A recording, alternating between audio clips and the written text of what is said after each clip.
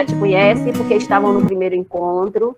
Para quem não estava no primeiro encontro, eu fiz uma retomada, né, de quem você é e do propósito desse encontro de hoje, que é conversar um pouco sobre a transcrição. Na UFES, a gente está na fase da recolha agora. A gente conseguiu localizar os mestres e estamos fazendo isso pela internet, Roger. Eles lá do outro lado, a gente de cá, alguém mediando isso, colocando o celular de frente. Eu nunca pensei que a gente conseguisse fazer um negócio desse, mas está dando certo. E eles estão... tem um movimento dos mestres de gostar de fazer isso também, de estar perto, de chegar de alguma maneira, né, em outros lugares que não sejam as quatro paredes da casa. Então, eles têm acolhido o convite, e as pessoas que estão perto enxergam isso como um certo grau de importância e viabilizam, dão um jeito do celular chegar lá de junto do mestre. Não é a mesma coisa, você sabe disso, a experiência afetiva de estar na casa deles, né, ou de estar na comunidade, é outra experiência, mas a gente não vai ficar um ano sem fazer o processo de recolha. Então, esse mês agora de abril e o mês de maio são meses que estão sendo dedicados a esse movimento da conversa para entender um pouco sobre a história de vida desses mestres e mestras narradores e também recolher os contos que eles tiverem na memória que durante a entrevista for emergindo. E aí a gente quer já estar de olho nesse material para transcrevê-lo logo em seguida. Por isso essa conversa com você desde agora. Talvez na conversa contigo a gente já esteja que aprenda como estar atento desde a entrevista para na hora da transcrição garantir dados que são importantes para esse processo. Então, a sala é sua. Vou deixar você agora nesse movimento de conversa. Quem tiver... Aí você decide, Roger, se você quer ser interrompido, se eu fico olhando o chat e vou juntando perguntas e te dizendo. Você vê a melhor metodologia. Tudo bem. Eu vou conversando com vocês sobre a minha experiência particular, e à medida que forem surgindo algumas dúvidas, se surgirem algumas dúvidas, vocês, por favor, podem intervir e podem fazer perguntas, tá? De cara, eu já fico surpreso com esse método que vocês estão aí se reinventando para poder chegar até os narradores. Deve ser inédito, eu desconheço qualquer tipo de trabalho relacionado a isso. Mas novos tempos exigem de nós novas posturas, né? Quem sabe vocês não escrevem até um livro sobre metodologia de recolha à distância. O Paul Sébillot foi um folclorista francês e escreveu algumas coisas relacionadas sobre esses métodos de investigação das narrativas tradicionais. E foi um dos poucos, porque, curiosamente, não há estudos, textos, livros que falem sobre esse trabalho de recolha ou como seria o melhor método, o melhor modo, né? E ele fala isso, na verdade, nem tendo em vista a produção de um manual, mas sim uma espécie de diário. É o diário dele que vai descrever para a gente, muitas vezes, algumas situações que a gente ainda hoje utilizam para recolher essas narrativas. Infelizmente, algumas delas ficaram datadas, porque, veja só, a primeira coisa que ele propunha era um encontro nessas comunidades. Vocês sabem que os narradores, eles vivem tipicamente nas comunidades tradicionais, geralmente nas zonas rurais, longe dos grandes centros, ou, eventualmente, talvez até nas periferias das cidades, onde ainda existe um grupo de pessoas oriundas dessas regiões que lá buscam abrigo, né? São as pessoas mais velhas. Então, Paul, ele reunia essas pessoas nas igrejas, porque outra característica do narrador é que elas são bem religiosas, de uma religião tradicional, de um catolicismo popular típico, tem lá suas idiosincrasias, esse catolicismo, e geralmente eram em rodas ou em chamava de serões noturnos. A predileção também é pelo horário. Ele dava predileção ao horário para essas narrativas. E por que o horário? Porque a maioria das pessoas, no passado, tanto o mais jovem quanto os mais velhos, trabalhavam o dia inteiro. Então, só tinham um horário de descanso ou um horário de folga para poder contar aquilo que vivenciou, aquilo que ouviu, nas noites, no início da noite, na boca da noite, como o povo fala, né? O Câmara Cascudo tem um livro muito bonito em que ele fala sobre essas expressões populares. Ele diz que o homem do povo tem seu próprio modo de descrever o tempo. e não é totalmente diferente do que nós estamos habituados. A Boca da Noite, a Boca Miúda, a Noitinha, no Sereno da Meia-Noite, no Cantar do Galo. Existe toda uma... E ele descreve as 24 horas com cada uma dessas expressões. E eu achei lindo porque muitas delas são muito familiares. E eu acho que para vocês também, eu estou vendo vocês rindo aí, eu falando, deve ter voltado à memória de vocês algumas cenas de infância ou da juventude disso, né? E era assim que o Poe fazia. Ele despertava a memória desses narradores com esses pequenos gestos de rememorar fatos ocorridos em sua infância, na sua adolescência, na sua idade. E isso ia despertando nesses narradores a memória que muitas vezes estava adormecida. Então, era um conjunto, uma coletividade, geralmente mediado por um membro da comunidade que tinha familiaridade com esses narradores. Os narradores, vocês vão perceber, eles são muito ressabiados. Num primeiro contato com eles se sentem um pouco desconfortáveis com a presença de pessoas estranhas querendo ouvir sobre intimidades. Como era a minha infância? Pera lá, não se conta isso a qualquer um, não é? E é natural que eles se sintam assim, eles refuguem no primeiro momento. Por isso, a presença de um familiar pode ajudar bastante. E eu sempre contei, meu primeiro contato sempre foi com um familiar, alguém da família mais próximo e mais jovem também, explicando para ele o que eu queria fazer com o meu trabalho, e depois ele me conduzia até esse indivíduo ancestral. Porque eu acho que esse é o melhor caminho que a gente pode fazer, em ter um encontro mediado por essa pessoa que já tem uma intimidade com esses narradores. E lá, então, eu passava a contar o que eu queria fazer, o que eu estava pretendendo fazer, e já disse isso para vocês em outra ocasião, digo novamente, vocês têm que ter um acervo de histórias para poder contar para esses narradores. É importantíssimo, porque muitas das histórias que vocês podem narrar, eles podem conhecer nas versões que vocês gostariam de recolher. Daí a importância, eles vão dizer, eu conheço essa história, mas é diferente. Nossa, quando eles dizem isso, dá vontade de dar um abraço neles e dizer, vem cá, conta para mim como é a sua versão da história. É muito emocionante ouvir eles narrando. E aí, gente, uma coisa importante é que os narradores, muitas vezes, intercalam aquilo que vocês desejam recolher com fatos biográficos, com cenas do cotidiano. E o que eu recomendo é que vocês ouçam, muito mais do que perguntarem, talvez as perguntas tenham que ser as perguntas certas e certeiras, é ouvi-los uma, duas. Em várias ocasiões eu tive a oportunidade de voltar aos narradores mais de uma vez, porque num primeiro momento, foi o primeiro momento de apresentação, um momento de partilha daquilo que eu queria expressar para eles, e depois um momento em que eles foram lembrando, às vezes eles dizem o seguinte, eu não consigo me lembrar agora, não importa, em outra ocasião ele vai lembrar. Eu falei, eu volto aqui e ouço o senhor ou a senhora em outra ocasião, pode ser? Claro! E eles gostam dessa ideia de receberem as visitas. Infelizmente, essa coisa tenebrosa que a gente está vivenciando não nos permitirá fazer isso, né? E vocês, eu achei muito engraçado vocês mediarem isso pelo telefone, que vai ser um trabalho a mais. Por quê? Um dos fatos importantes para a recolha é a observação, além da voz, de uma performance. O Paul Sebloff fala sobre isso, né? Que o narrador não é apenas alguém que vocaliza uma história, mas antes disso, ele teatraliza essa história. Ele conta com os olhos, com a entonação da voz e, principalmente, vocês vão perceber isso, com gestos.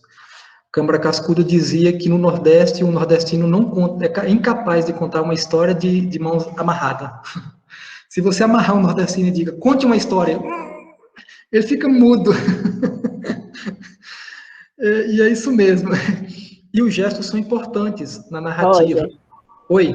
É só um adendo. A gente vai fazer gravado mas via videoconferência, como a gente está fazendo aqui. Não vai ser só o áudio de voz, tá? A gente vai tentar pegar a performance também. Que maravilha, que maravilha. Agora, lembrem-se que essa performance dos gestos, como eu disse, ela é inteira, não apenas com as mãos. Vou dar um exemplo de um narrador aqui de Caetité chamado Sr. Clovis. Ele tem um repertório variadíssimo, que vai das histórias de animais, que são as mais comuns, vocês vão ver isso, o gênero narrativo das histórias tradicionais mais comum, que ainda vive na memória dos narradores brasileiros, são os contos de animais, os contos maravilhosos e as facécias, que são esses contos jocosos, contos humorísticos, cheios de graça. E o Sr. Clovis é um narrador completo, por quê? Porque ele transita por todos esses gêneros que são comuns das narrativas tradicionais. Os contos maravilhosos são grandes, as narrativas imensas, e se desdobram em episódios. Ainda assim, ele preserva essas histórias, isso mostra que ele tem uma memória prodigiosa. Mas ele conta muitas histórias do Pedro Malazarte, que é um trickster. O trickster é um personagem que vive de passar a perna nos outros, mas não é qualquer outro. Ele passa a perna naqueles que estão no topo da pirâmide. Eles nunca trapaceiam, é muito raro trapacear sobre as pessoas humildes, trapaceia sobre quem tem poder, quem tem riqueza, quem tem status, quem tem posição, quem tem autoridade, ridicularizando dessa gente nessas histórias. Então, conta essa história, eu não sei, não me recordo bem da história, mas tem um fato dela que mostra sobre esse gesto, em que o rei faz uma aposta ao Pedro, perguntando para ele 3 coisas. Uma dessas coisas, ele pergunta onde é o centro do mundo. E aí seu Clóvis se levanta, pega uma varinha e fica andando em círculo, e você olhando para ele com o microfone, com o gravador acompanhando, e ele andando no meio do terreiro da casa dele.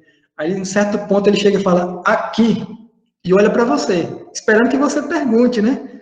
Mas por que aqui? É aqui sim. Quer duvidar? Meça então, vê se não é. Você tem que medir. Então, acontecerá situações dessa natureza, mas, de acordo com o problema que a gente está vivenciando, é melhor vocês terem um contato agora, mesmo que com alguma dificuldade ou outra, do que não ter contato nenhum, né? Bem, como eu estava dizendo, mais sobre o Paul Sébillot, ele fala que o horário predileto dos narradores contar essas histórias é o fim do dia, geralmente a boquinha da noite, por volta das 6, 7 horas. Então, se vocês puderem buscar esses narradores nesse horário, talvez fosse interessante. Não sei hoje, sabe? Hoje em dia, porque as televisões têm sido um ambiente sedutor para muitos deles e delas. Então, é o momento que estão passando as novelas, estão passando os telejornais, talvez não quisessem ser importunados. Talvez no final de semana, não sei, novos tempos, de novo, exigem de nós novos desafios. Então, temos que nos reinventarmos. Bem, ele fala dos tipos consultáveis, ou seja, quem seriam aqueles indivíduos que deteriam dentro do universo da comunidade essas histórias. Aí ele vai falar que são os mais velhos, geralmente são os mais velhos. E eu, por minha experiência, tenho encontrado senhores, geralmente de 80 anos acima. Mas isso não quer dizer que você não vai encontrar pessoas mais jovens. Irá, sim, encontrar pessoas mais jovens. O que vai acontecer é que muitas dessas pessoas mais jovens talvez não tenham uma memória como dos mais velhos. Guardaram apenas retalhos, trechos, muitas vezes desconexos das histórias. No entanto, recomenda ao Paul Sébillot, recolha-se tudo. Mesmo que a história pareça incongruente, mesmo que a história não pareça faltando algumas partes, recolha tudo. Eu vou dar um exemplo aqui para vocês da Doralice Alcoforado, professora da UFBA, que escreveu esse pequeno livrinho. Ela recolheu mais de 200 histórias para publicar 72. Olha só. Porque as outras eram incompletas, faltavam partes essenciais da história. Então, muitos narradores vão ter comprometido a sua memória e eles não vão conseguir narrar como um todo. Mas em algum momento você vai encontrar um narrador que consiga narrar a história completa. Então não desperdice a oportunidade, recolha tudo, tá? Mas falando basicamente das transcrições. O que é que se faz com as transcrições? Depende daquilo que você propõe fazer depois com esse material. Existem geralmente duas formas de transcrição. A verbatim, ou chamado ipsis literi, que seria essa transcrição tal como o narrador te narrou, com as marcas dessa oralidade, com as expressões típicas narradas por eles, com o modo típico deles narrar. Então, você faz a transcrição tal qual ele narrou, da mesma maneira. Vai ser difícil? Vai. Depois disso colocado no papel, vocês vão ver que não tem a mesma graça. A narrativa posta no papel é diferente, é estranha. Eu não sei quem foi, eu acho que foi o Décio de Almeida Prado, que é um grande crítico de teatro brasileiro. Ele diz que teatro não foi feito para ser lido, e sim para ser encenado. Ele tinha uma certa resistência para ler teatro. E, de fato, você ler teatro é meio chato, né? Nem tanto. Eu leio o Nelson Rodrigues e adoro. Mas ele dizia isso, que o teatro foi feito para ser encenado. Ou seja, está ali no papel, mas o negócio dele é a performance, no palco. Porque existem outros elementos que compõem aquela história e dá vida a ela. Eu penso a mesma coisa com os narradores. Colocado no papel, fica diferente. Daí que, se vocês desejarem, aí já é outra coisa, publicar para um público específico, geralmente para escolas, para um público leitor, aí vocês podem fazer o que vocês bem desejarem. Contanto, eu sempre acho isso muito estranho, que vocês descrevam isso no prefácio, se forem fazer, olha, nós estamos baseando-se nas narrativas recolhidas da oralidade. A professora Ruth Guimarães, num livro, acho que não é nesse, Contos Índios, é nesse aqui. Em Contos Índios, na introdução do livro, ela é bem honesta. Ela fala o seguinte, essas histórias foram recolhidas da tradição e transcritas com a minha linguagem. A minha linguagem.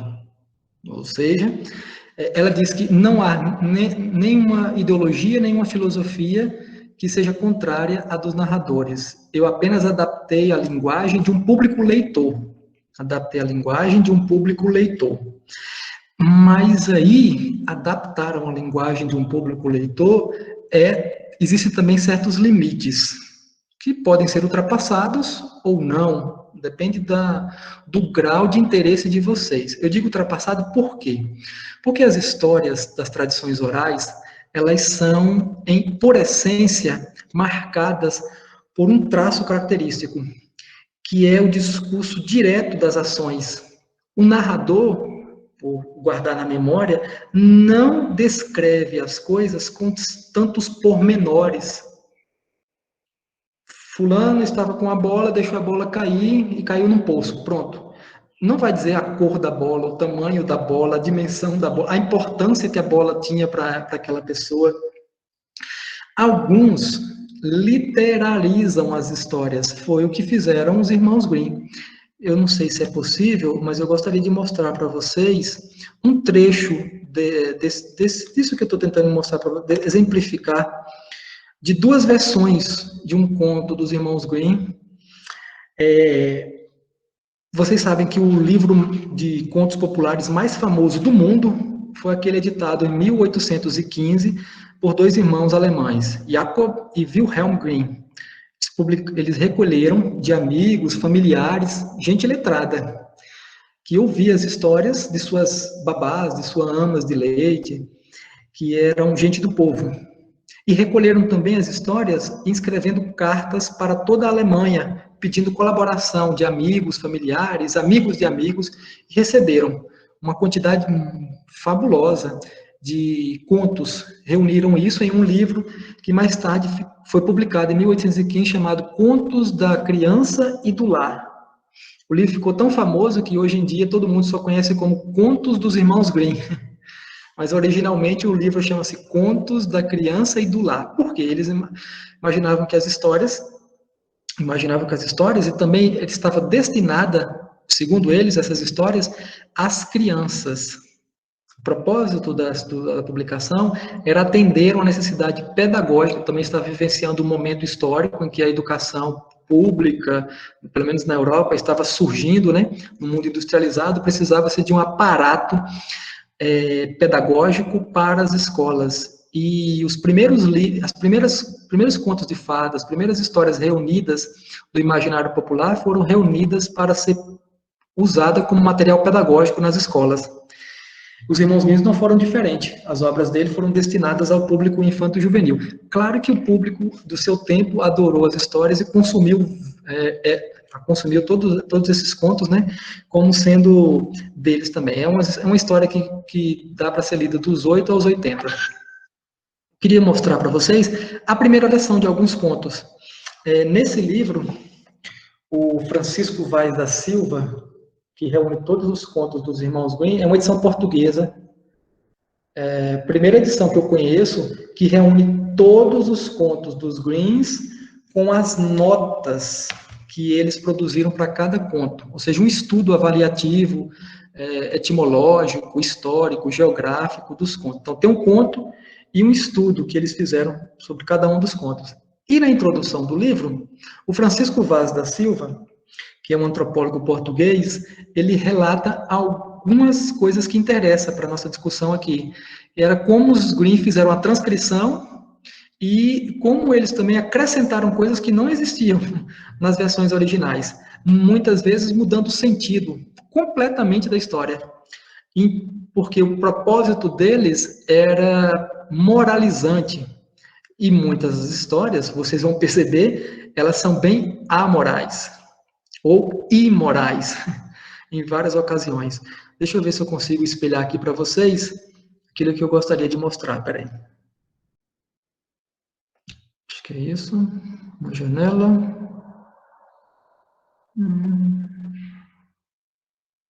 Não. Se for arquivo, Rosa, 2 janelas. 2 guias, né? É uma página na internet. Ah, então é a última. Peraí que eu olho aqui. É uma guia.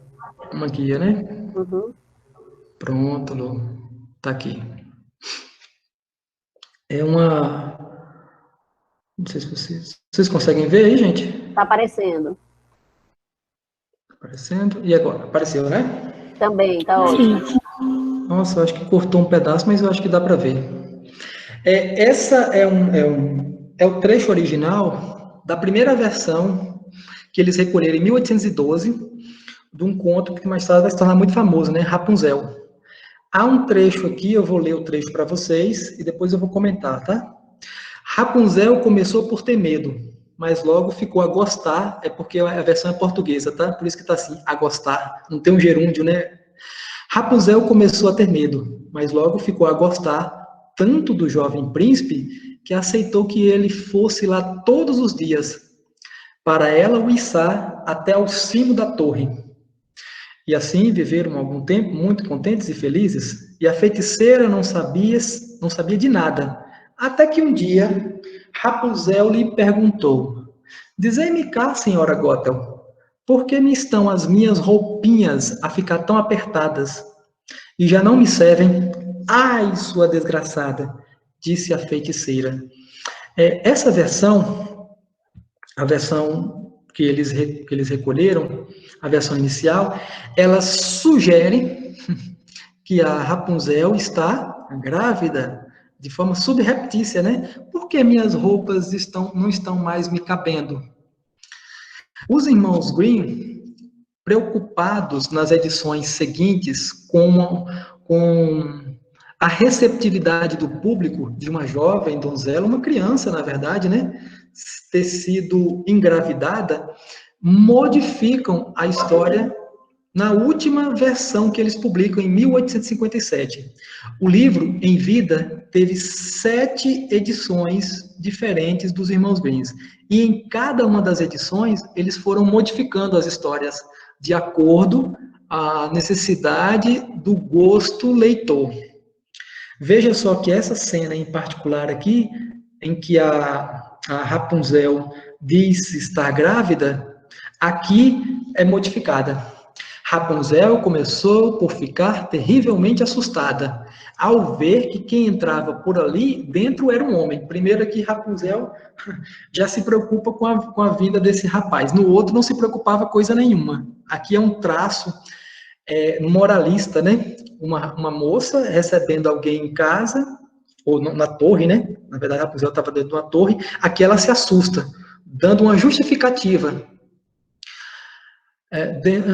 Rapunzel começou por ficar terrivelmente assustada, ao ver que quem entrava por ali dentro era um rapaz, o que os seus olhos nunca antes tinham visto. Mas o príncipe falou-lhe com doçura e contou-lhe quanto o seu canto o havia tocado, tanto que ele deixara de ter sossego enquanto não visse quem ela era. Rapunzel então perdeu medo, e quando ele lhe perguntou se ela o queria por marido, e ela viu que ele era jovem e bonito, pensou: ele vai gostar muito de mim, muito mais do que da velha Goten. Disse-lhe então que sim, e pousou a mão na mão dele. Disse depois: gostava de ir contigo, mas não sei como descer. Sempre que vieres, traz contigo uma meada de seda. Como a seda, tecerei uma escada, e quando a escada estiver pronta, descerei por ela, e tu levas-me no teu cavalo. Eles combinaram que até a partida ele iria lá sempre à noite, uma vez que a velha ia lá durante o dia. A feiticeira não deu por nada, até que um dia Rapunzel lhe perguntou: dizei-me cá, senhora Goten, como poderei ser tão mais pesada? Perdão, pergunta ela, né? Como poderei ser tão mais pesada de içar do que o jovem príncipe, que num instantinho chega cá? Ai, sua desgraçada, gritou a feiticeira. Ou seja, aqui a feiticeira descobre que Rapunzel está recebendo a visita de um jovem bonito, um mancebo, porque Rapunzel é uma bobinha. Ela se trai. Diz: olha, senhora Gotham, como a senhora pode ser mais pesada do que aquele jovem que vem aqui? Ou seja, é uma maneira de você fazer uma transcrição com um acréscimo de uma referência moral. Mas eu não sei se é o caso de vocês, é uma escolha particular de vocês. Geralmente, e o Marco Aurélio em particular, Câmara Cascudo, entre outros, têm sido muito fiéis ao que os narradores têm descrito. Se eles fazem intervenções no modo de narrar a história, ou seja, com a correção gramatical, com a correção dos verbos, com a correção para o público leitor, eles não corrigem esses aspectos idiosincráticos de cada um desses narradores, que é a visão de mundo deles. Eles não corrigem. Os irmãos Greens corrigiram. Eu digo que corrigir como que eles fizeram uma transcrição, não literária, mas uma transcrição com intervenções moralizantes. E isso, gente, é mais comum do que a gente imagina. E hoje em dia, ainda mais do que nunca, dadas as circunstâncias de nosso mundo. Há uma preocupação, eu não sei se é uma preocupação como é que eu poderia dizer, política ou uma preocupação financeira, que muitos gostariam de ser lidos, então tomo cuidado de escrever para um público geral. Não sei, aí depende de vocês. Como eu disse, existem duas formas de transcrição. A verbatim, que é tal como os narradores narram, e nessas as marcas da oralidade e da prosódia desse narrador é respeitada integralmente. Aí vocês vão me dizer, e tem um exemplo de um livro em que isso foi feito? Tem. Aqui, ó. Histórias de Luzia. Teresa. Do Altimar Pimentel. O Pimentel deixa essas marcas da oralidade em todo o trecho do seu livro. Por exemplo, as repetições. Aí ele foi, andou, até que chegou num lugar assim, assim, assim. Ou seja, ele não descreve, ele andou no meio da floresta, depois de muito caminhar cansado, chegou. Não, ele narra como o narrador descreveu. O narrador descreve assim, andou, andou, andou, andou. Para falar sobre distância, muitas vezes, ele enfatiza a repetição. Ele era bonito, bonito, bonito. Ou traz as marcas de uma certa expressividade da oralidade. O Altmaier não fez nenhum tipo de concessão ao público leitor. Na verdade, ele teve grande respeito ao narrador e tentou colocar da melhor forma possível no papel aquilo que os narradores lhe ditaram. Eu acho que existe uma vantagem nisso, de você permitir que outros públicos, mas um público mais especializado, tenha acesso a esse tipo de narrativa. Mas se quisermos alcançar um grande público, teremos que fazer algumas alterações. E aí existe uma outra forma de fazer alteração nas narrativas, que é a transcrição editada ou a chamada transcrição limpa. Transcrição editada ou transcrição limpa. O que significa dizer isso? É que você vai fazer intervenções na narrativa, mas intervenções não no grau de intervenção, talvez, dos irmãos Grimm, porque eles ultrapassaram uma linha, eles mudaram completamente o sentido da história por uma preocupação moralizante. E essa preocupação moralizante, ela dá um outro sentido à história, ela adultera a história. Eu vou dar um outro exemplo aqui dos irmãos Grimm. Veja esse trecho, olha só. É de um conto, é o conto número 6 do livro dos Grimm, O Rei dos Sapos ou o Ricket de Ferro. Esse pequeno trecho que eu estou mostrando aqui para vocês se transforma nesse trecho aqui na outra edição. Por quê? Porque ele acrescenta detalhes à história que não existe, de fato, na narrativa oral. A filha mais nova do rei saiu para a floresta e sentou-se à beira de uma fonte refrescante. Está bem descrito aqui, né? Depois pegou uma bola dourada e pôs-se a brincar com ela, até que esta, de repente, rolou para dentro da fonte. Na primeira versão do livro publicado, está essa descrição. Na última versão, vejam só o que eles escreveram. É uma introdução, eles fazem uma transcrição com intervenções psicológicas, com explicações, com uma tentativa de elucidar para o leitor detalhes que eles acreditam ser importantes, que talvez tenha faltado ao narrador. E aí a narrativa fica extensa, muito extensa, porque ela é acrescida de detalhes que talvez seja mais apropriado num discurso literário, não no discurso do narrador tradicional. Olha como ele começa. Nos velhos tempos em que ainda servia pedir desejos, vivia um rei que tinha filhas muito bonitas. Não há qualquer menção na outra história, a outra história começa daquele mesmo jeito, há um início dessa maneira.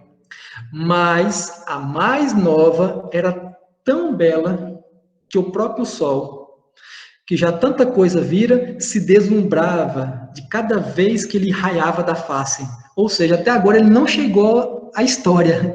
Ele está fazendo um preâmbulo, uma encenação.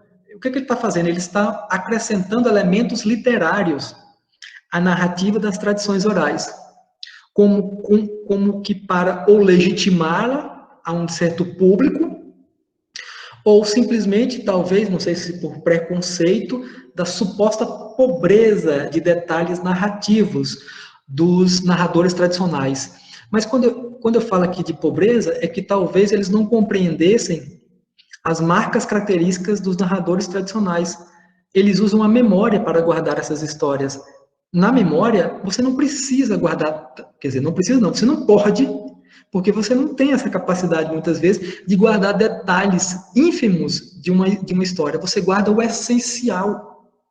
Você guarda o essencial. Isso está presente também, por exemplo, na literatura de cordel, esses traços essenciais da narrativa. O narrador se volta apenas para aquilo que é essencial na história. refugando ou deixando de lado detalhes sobre os fatos. Veja que na outra história dizia que a moça era bela, né? Aqui ela não é apenas bela, ela é mais bela do que o sol. E o sol, que já viu tantas coisas no mundo, nunca viu ainda coisa tão bela. Reforça ainda mais com outros elementos. Eu digo, é uma maneira? É uma maneira. Mas aí há mais interferência sua do que no do narrador. Se você quer escrever uma coisa assim, para que então você foi buscar nos narradores? Se a ideia é você prestigiar os narradores, as histórias dos narradores, não é? Então, para que você mexer tanto que a história fique muito mais com sua cara do que com a cara do narrador tradicional? Mas cada um faz das narrativas o que bem entender. Eu só acho que tem que ser justo com os narradores. E se a gente deve prestigiá-los e dar a eles o que é devido a eles, de fato, devemos ter o máximo respeito possível às histórias que eles narram. Bem, diz lá, ó, nos velhos tempos em que ainda servia pedir desejos, vivia um rei que tinha muitas filhas bonitas, mas a mais nova era tão bela que o próprio sol, que tantas coisas vira, se deslumbrava de cada vez que ele raiava na face. Perto do castelo do rei havia um bosque grande e sombrio. É cheio de adjetivos essa narrativa. E no bosque, sobre uma velha tilha, havia uma fonte. Quando o calor apertava, a princesinha saía para o bosque e ia sentar-se à beira da fonte fresquinha. Tem que justificar porque a princesa saiu de casa, porque estava com calor. No narrador tradicional, não há justificativa nenhuma. A princesa foi e está lá. O que eu acho interessante nos narradores, e talvez aí resida um encanto, pelo menos para mim, é que eles trabalham com a possibilidade de que o ouvinte também tem capacidade de reconstruir a história à sua maneira.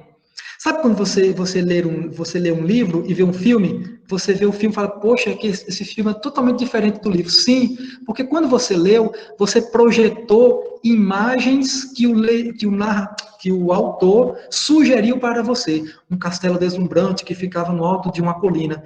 Você vai criar esse castelo. Quantas torres tem esse castelo? Ele não disse, né? Mas você criou. Esse castelo é bem guarnecido por guardas ou não? Você que vai criar. Os narradores tradicionais, de alguma maneira, trabalham com a possibilidade dessa colaboração. É uma forma colaborativa e participativa, e talvez aí resida o interesse maior das pessoas ouvirem essas histórias. Porque você vai imaginando coisas que não foram descritas, e ao imaginar isso, você vai criando a sua própria versão da história, sua própria versão desses fatos. Aí finalmente ele chega no ponto que estava na primeira versão, de 1812. Ora, aconteceu um dia que a bola dourada da princesa, em vez de ele cair da mãozinha estendida, caiu ao chão e foi rolar direitinho para a água.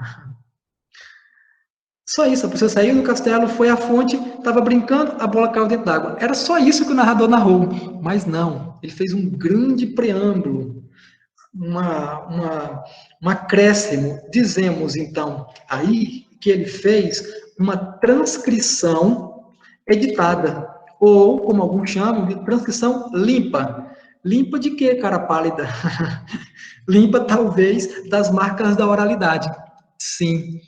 Não existe aí nenhuma marca de oralidade, como uma expressão típica, como uma repetição de palavras. Não existe nenhuma marca de oralidade. Imagina-se, portanto, que seja um texto meramente literário, ou um texto escrito, né? Não um texto oral.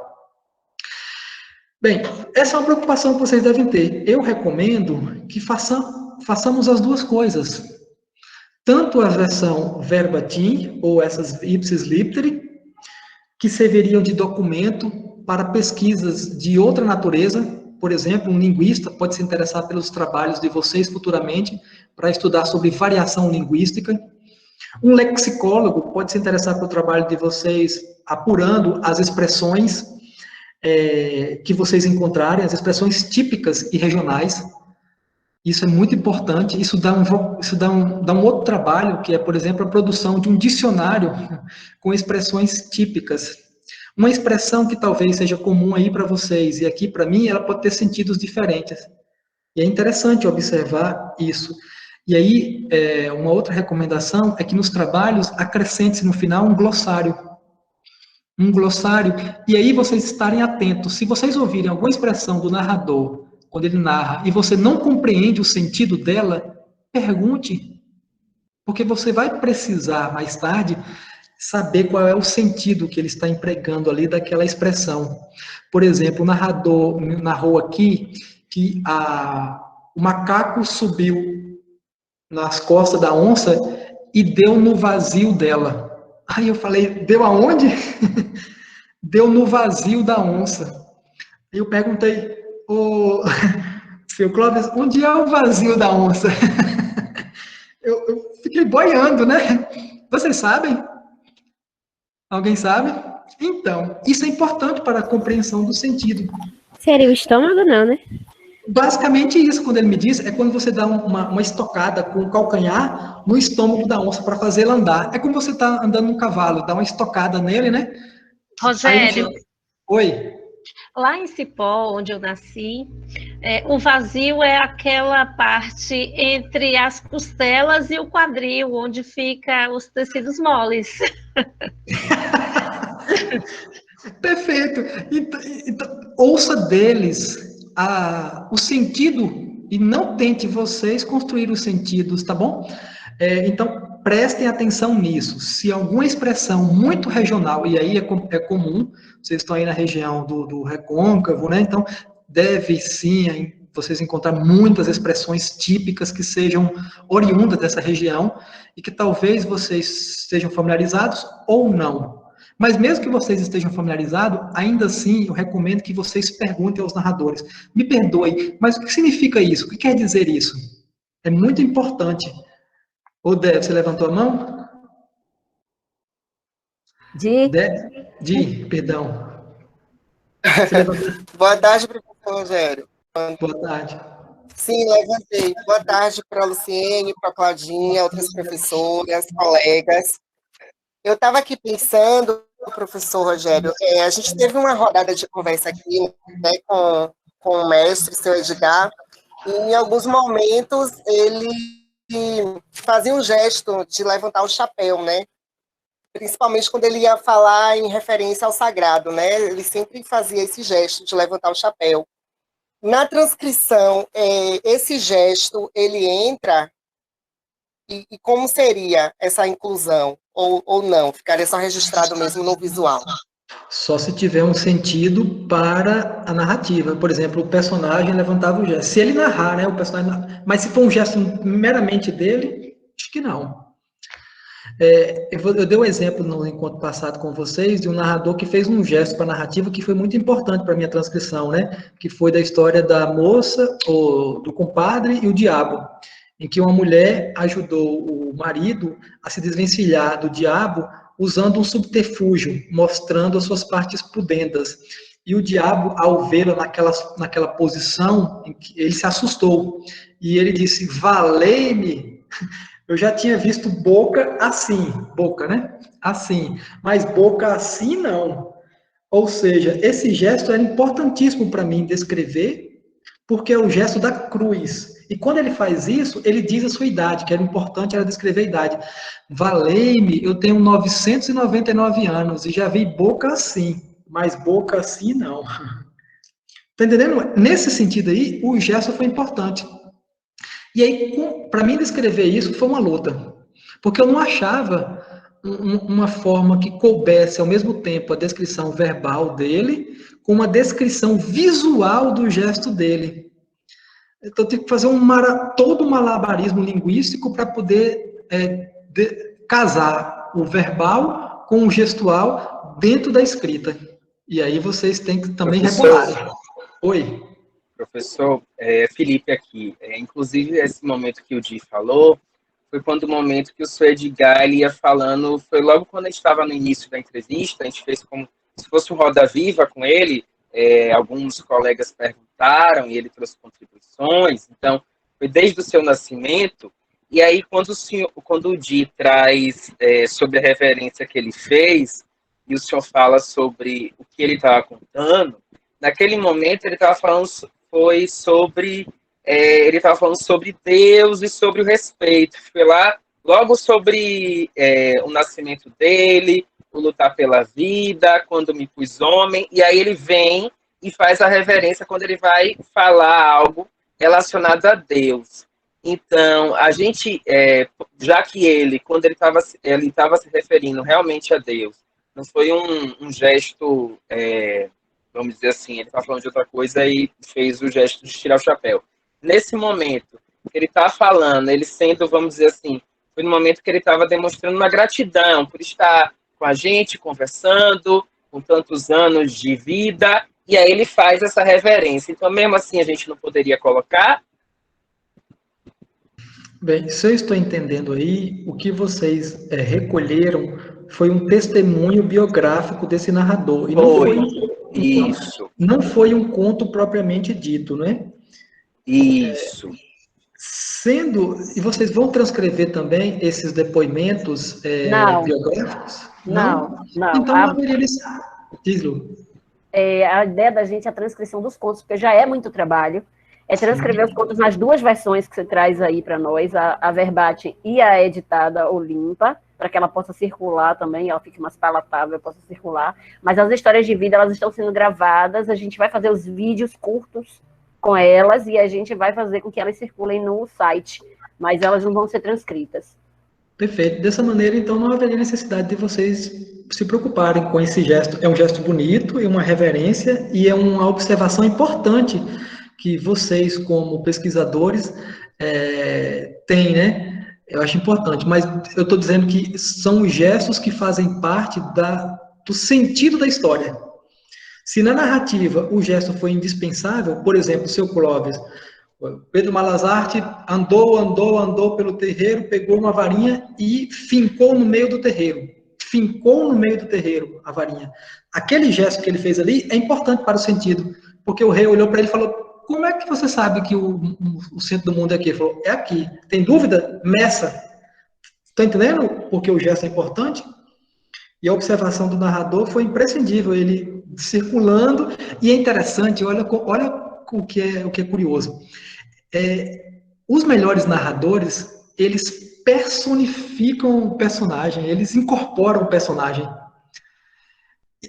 Raros, pelo menos os que eu encontrei, fazem isso. Só os muito bons mesmos. A grande maioria prefere ficar ali sentados e narrando, talvez pela idade, o peso da vida, criou neles uma dificuldade de terem essa performance mais espetacular. Mas alguns que são muito entusiastas dessas narrativas, eles sentem a necessidade de teatralizar a história. Dão vida a cada personagem com vozes distintas e diferentes. Isso é importante também desses narradores, observar deles. E tem essa vivência de saírem teatralizando no meio. Seu Clóvis, eu nunca o entrevistei à noite, é uma pena. Ele mora na zona rural, muito distante assim não, mais ou menos distante de Caetité. É difícil que eu vá lá à noite. Mas a mulher dele me relatou, por exemplo, o espetáculo que é ele contando à noite.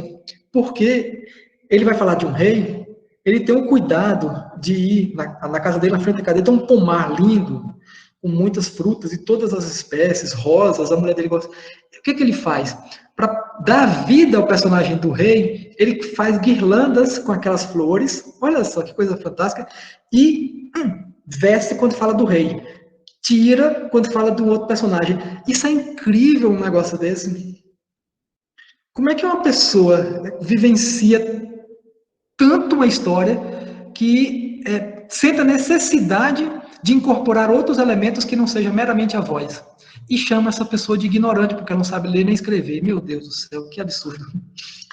E eu não vivenciei essa experiência de vê-lo narrando dessa maneira, mas a mulher dele me contou que ele faz isso, porque à noite ele se sente mais à vontade, e ele gosta de contar especialmente para criança. Não sei porquê, ele tinha uma predileção por contar para criança. Ele dizia que os adultos não têm mais paciência para ouvir minhas histórias, não. Que pena, né? À medida que envelhecemos, vamos nos imbecilizando, perdendo contato com a infância que todos nós deveríamos preservar. Ô, Rogério, quero te fazer uma pergunta. Por Fantástico isso favor. aí que você falou. Quando você traz, né, toda essa discussão, a importância de a gente saber o que é mesmo que eu quero com essa recolha, eu estou recolhendo a história de vida, ou estou recolhendo contos? Para mim, você deixou isso muito latente, né, na sua fala, né? Você perguntou, se não fazendo um testemunho biográfico? Não, então, isso dispensa, ótimo. Agora, você trouxe aí agora, já no finalzinho, todo esse relato. Quando você diz assim, ó, eu nunca entrevistei, eu nunca tive a possibilidade de escutar o seu Clóvis, né, a mulher dele falando, quando ele está narrando a história à noite. Esse dado, eu posso colocar, por exemplo, no livro de Câmara Cascuda, ele faz as notas, né? São as notas, as notas no final. Porque eu acho isso interessante que você trouxe aí, quer dizer, uma coisa é quando ele conta de tarde ou de manhã, outra coisa é quando ele conta de noite. Eu achei isso fantástico na sua fala, achei isso maravilhoso. Eu não tinha me dado conta que isso muda, né? Queria que você falasse se pode entrar como nota ou isso também a gente descarta. Não, isso não é importante, Cláudia. Isso aí fica para você e você depois, na hora que estiver conversando com as pessoas, você fala. Queria que você falasse sobre isso. Não, eu acho que é um fato muito importante, sim, pode ser acrescentado nas notas. Agora, geralmente as notas são muito pessoais, não existe um manual para a escrita das notas. Elas são um estudo, uma análise, um perfil histórico que você pode dar ao seu leitor para que ele reconheça que aquela narrativa que ele está lendo ela é ancestral.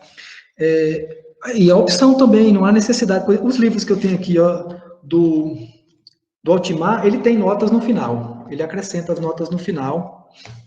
Já a Doralice não tem notas. Ela simplesmente dá a conhecer as versões das narrativas tradicionais. Não é uma preocupação dela construir as notas. A Dona Ruth fazia notas em alguns contos, em outros não.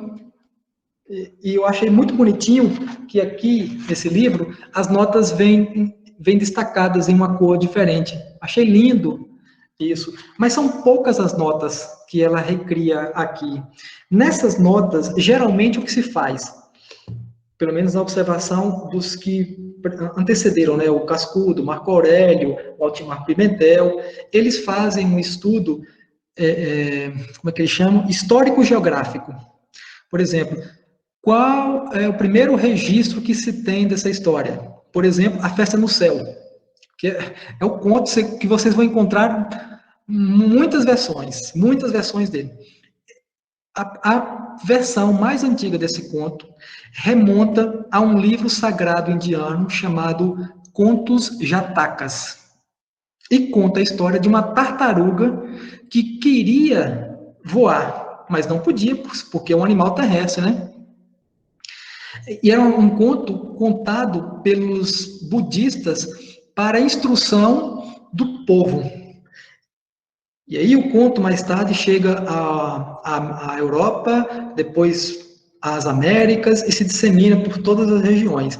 Geralmente as notas trabalham nessa perspectiva de fazer uma reconstrução histórica do conto. Agora, para fazer isso, é um estudo bem detalhado, com busca de referências. Vou dar um exemplo para vocês, num dos livros aqui, que eu mais gosto de ler, pelo menos eu estou recorrendo a ele frequentemente. Deixa eu parar aqui, eu quero mostrar peraí. Eu não sei se eu enviei para vocês, se eu não tiver enviado, por favor, depois vocês me peçam, eu envio. Ou talvez eu acho que vocês até tenham. São os contos tradicionais portugueses do século XXI. Você tem, Lu, esse livro? Foi o que o Marco compartilhou lá Portugal, não foi da Universidade de Portugal, que fez aqueles 2 volumes? Isso. Você tem? Vocês têm? Tem. Então, vocês veem que naquele livro, o professor Paulo Correia, ele não se preocupa em fazer notas. Vocês estão vendo aí, não estão? Sim, Roger, apareceu. Então, vejam só, ele não se preocupa em fazer nota dos contos, apenas, e eu acho isso muito importante, eu fiz isso num texto que eu tenho, Marco sempre faz isso, o Cascudo fez isso, é que ao término de cada conto, vocês peguem informações preciosas. Por exemplo, quem é o informante, ou seja, quem foi que narrou aquela história. Aí está lá o nome da pessoa, Dulce, natural de Nisa, trabalha na Biblioteca Municipal de Nisa. Recolha, quem fez a recolha? E aí tem a data em que foi feito, dia, mês e ano. E o coletor, quem foi que fez? E aqui, no máximo que ele faz é a classificação do conto. Ele não faz uma nota. Não existe nota para esse livro, o que é uma pena. Mas também, convenhamos, são mais de 600, são 614 contos. Escrever notas para cada um deles demandaria um tempo fabuloso, porque você teria que fazer análises e avaliações históricas, geográficas, de ocorrência desses contos em outros ambientes, como, por exemplo, adaptações literárias, adaptações cinematográficas. As notas geralmente trazem isso, elas trazem curiosidades que acrescentam elementos a mais para o interesse do leitor. Isso é muito importante, vocês, ao término de cada conto, pegar essas informações sobre quem é o informante, onde vocês recolheram. Aqui não tem, mas eu acho sempre muito bom. Tem, perdão, é porque em alguns não tem. A idade do narrador. Quantos anos ele tinha no momento em que vocês fizeram uma recolha.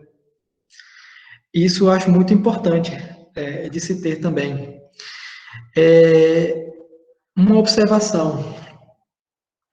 Não é um estudo que se possa dizer comprobatório, mas alguns folcloristas dizem que as narrativas que os narradores detêm têm relação com sua vida, com sua biografia. E talvez o tenha mesmo. Por quê? Vocês vão encontrar alguns narradores que têm predileção por determinados gêneros. Alguns só saberão narrar histórias de animais. Outros só saberão narrar histórias religiosas. Outros só saberão narrar histórias faceciosas, outros contos maravilhosos. Haverá ainda aqueles que, sendo muito hábeis nas narrativas, transitam por todos os gêneros. Esse é um caso em particular, por exemplo, do Sr. Clovis. Daí a importância que se tem desse narrador, porque ele é um narrador que transita por vários dos gêneros. A grande maioria tem predileção por um determinado tipo de narrativa. E isso depende também até do gênero. As mulheres têm predileção por certas histórias, os homens têm... Isso aí daria um outro trabalho, por exemplo, você escrever um artigo no futuro relacionado sobre o trabalho de recolha de vocês. Não sei, pode-se pensar em uma série de coisas. Ô, Rogério, e por que nesse daqui? Estou aqui tentando ler, viu? Curiosidade mata a pessoa.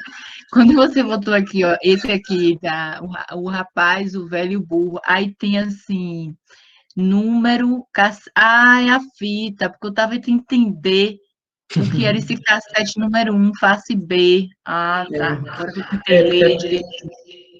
Porque esse registro aí foi feito pelos alunos da Universidade do Algarve, coordenado pelo professor Paulo Correia. E eles detêm um banco de dados com as recolhas gravadas. Até pouco tempo atrás, nós tínhamos acesso na internet a esse material. Não sei porquê, vou até perguntar ao Paulo. Eles tiraram do ar o site do Centro de Estudos Ataíde Oliveira, que é um dos mais reputados centros de estudos das tradições orais de língua portuguesa, porque reúne recolhas da África, da região da Ásia, dos países que falam língua portuguesa, né, e da América. E eles têm um acervo de mais de 6.000 versões de contos reunidos em todas essas regiões. No Brasil, acho que o centro de estudos que mais reuniu trabalhos foi da Paraíba, acho que 2.000 e poucos 2.000 e poucas versões de contos. A maioria desses contos, infelizmente, mantém-se inéditas. Mas o que é mais surpreendente, e o meu trabalho tem demonstrado isso na pesquisa, é que a gente tem encontrado versões que até então não se sabia que circulava no Brasil. Eu já encontrei agora, recentemente, nesses trabalhos aí, 2 contos que não se tinha registro até então, ou seja, desde 1895, quando Silvio Romero fez a primeira recolha, até atualmente, vários trabalhos de recolha foram feitos, e ainda há muito por se fazer. É lindo quando a gente encontra um conto que não se sabia que circulava por aqui, e mais, na voz não de um, mas de vários narradores. O mesmo conto que eu encontrei que não havia registro em nenhum outro livro de recolha no Brasil, depois eu encontrei várias versões, porque a região, aquele conto acaba circulando ali naquela região. E, curiosamente, são os contos mais humorísticos. Curiosamente, são os contos mais humorísticos e que têm se mostrado mais presentes. Talvez também, sabe por quê? Havia um preconceito no passado dos folcloristas na recolha dos contos. Eles tinham predileção por recolher aqueles contos que fossem maiores, mais extensos, mais lúdicos, os contos maravilhosos. E deixavam de lado a recolha dos contos de anedotas. Então, há muitas anedotas que a gente... Por exemplo, no Brasil circula, eu não vi ainda de um narrador, mas circula na internet um conto que é muito conhecido na Ásia, especialmente na China. Eu recebi no Zap esse conto narrado, assim, uma brincadeira de WhatsApp, está no Instagram, vocês também devem ter recebido e conhecem. Um cara disse que está meio choroso, que tristeza, que tristeza. Eu tive um sonho essa noite, um sonho terrível, sonhei que cheguei num bar, doido para beber uma, e aí cheguei no balcão e pedi o dono do bar, uma pinga. O dono do bar olhou para mim e perguntou, com ou sem limão? Eu falei, com limão, e ele foi buscar. Quando ele foi buscar, eu acordei. Se eu tivesse pedido sem limão, tinha tomado. Vocês já ouviram essa história, não já? Eu acho que, se não ouviram, deve chegar para você. Está no Instagram, esses humoristas, o Tirolipa, todo mundo fizeram piadas com essas coisas, então circulou por todos os lugares. E aí eu estou lendo um certo dia um trabalho de um professor da Universidade da Alemanha, 101 anedotas. E está lá esse conto, e existe uma nota sobre ele. Infelizmente, ele não tem uma versão em português. Depois eu vou mandar para você, Lu. A gente pode ler uma versão traduzida mal e porcamente pelos sites da internet, mas nos ajuda a compreender. Aí tem esse conto lá. Falei, poxa, esse conto circula aqui nos grupos de WhatsApp. Eu nunca vi um narrador narrando. Nunca vi um narrador narrando esse conto. Por quê? Porque os nossos folcloristas não tiveram preocupação de observar as anedotas. E existem muitas anedotas, inúmeras, mas é um dos gêneros menos estudados e menos recolhidos. Então, não desperdicem a oportunidade de recolherem tudo que vocês imaginarem que os narradores possam estar narrando. Depois a gente vai descobrir aí, inclusive, quem sabe que muitas delas não têm versão ainda registrada no Brasil, né? Existem cerca de 2.000 e poucos tipos de conto, o que a gente chama de conto tipo, né? Registrado no Brasil, desses mais de 2.000 contos tipos, existem cerca de 560. Ou seja, mais de 1.500 contos que circulam pelo mundo e que tem registro deles por lá, nós não temos registro, pelo menos por enquanto, aqui no Brasil. Ou seja, é um mundo gigantesco para poder se explorar. Mundo gigantesco. Eu só descobri 2, mas podem existir muitos mais. Muitos mais. E eu acho que o trabalho de vocês aí é importantíssimo para poder nos colocar no mapa de interesse do mundo como um todo. Ou seja, porque o Brasil é um país miscigenado, recebeu gente do mundo inteiro, da Alemanha, da Portugal, de Espanha, da África, da Ásia, japoneses vieram para cá, chineses estão tomando o país, então, italianos, então, de todos os lugares vieram, e nossos nativos, os autóctones também têm suas narrativas, infelizmente nós não demos ouvidos a essas narrativas, bem poderíamos recolhê-las, mas hoje alguns têm feito trabalhos fabulosos de ouvir as vozes índias, né, e suas narrativas tradicionais, e está refazendo, pagando uma dívida que a gente tem com nossos autóctones, né? Eu acho isso tudo importante. Daí a importância do trabalho de vocês, porque existem mais de 1.500 versões de contos registradas no mundo que a gente não sabe ainda que elas circulam no Brasil. Muito provavelmente, muitas delas circularão. Não digo que todas elas, porque é difícil, mas eu acho que uma grande maioria delas circularão sim. E o trabalho de vocês também se dará no tocante à classificação. É a classificação que demanda um trabalho muito maior. Eu mesmo tenho uma dificuldade imensa na classificação. Eu só sei classificar os contos que eu já vi classificado. Um conto novo eu tenho dificuldade, porque é uma engenharia. Eu me socorro com o Paulo Correia, que, Lu, ele tem todo o prazer e o interesse em fazer a classificação. É só mandar os contos para eles, e ele é rápido. Eu mando ele aqui agora de manhã, à tarde, eu mandei 70 contos de uma vez só. Eu mandei de manhã, quando foi à tarde, ele me mandou todas as classificações. Eu falei, uau, que bacana. Ô, Roger, quem é o maior nome hoje no Brasil que estuda o ATU? O Marco Aurélio só. É o Marco Aurélio, né? Não existe, porque, olha, quem faz... Não existe, primeiro que não existe trabalho de recolha. O Marco reavivou uma parte da nossa cultura que estava adormecida. Desde Cascudo para cá, poucos se aventuraram nos trabalhos de recolha. O Otimar Pimentel, o Braulio do Nascimento, Dona Ruth, foram alguns desses que ensaiaram esse trabalho de recolha. Mas do século XXI para cá, Marco é o grande nome, porque fez o trabalho de recolha mais importante dos últimos tempos e, ao mesmo tempo, fez também um estudo analítico com classificação desses contos. Não havia, dos anteriores ao Marcos, uma preocupação com essa classificação. E qual é a importância da classificação? É porque a classificação faz com que qualquer pessoa do mundo inteiro tenha contato com os contos que a gente possa recolher aqui, e esses contos se tornam internacionalizados. Eles passam a ser reconhecidos por um ciclo de estudiosos que existem lá fora, em Portugal, em Espanha, na Noruega, na Inglaterra, nos Estados Unidos. São raros os pesquisadores? Infelizmente são, porque nós vivemos num mundo grafocêntrico, em que a palavra escrita domina os espaços acadêmicos. Os espaços da oralidade ainda são negligenciados.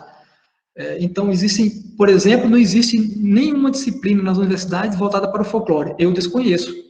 Uma disciplina sequer voltada para o folclore. Quando muito, existe uma cadeira de antropologia, mas mesmo essa cadeira de antropologia não tem tanto interesse assim com os fatos folclóricos. Nos Estados Unidos, na época de Cascudo, ele falava que existia muito interesse das universidades americanas pelo folclore, mas depois da Segunda Guerra Mundial, sumiram as cadeiras de folclore nas universidades e só ficou uma na Universidade de Michigan.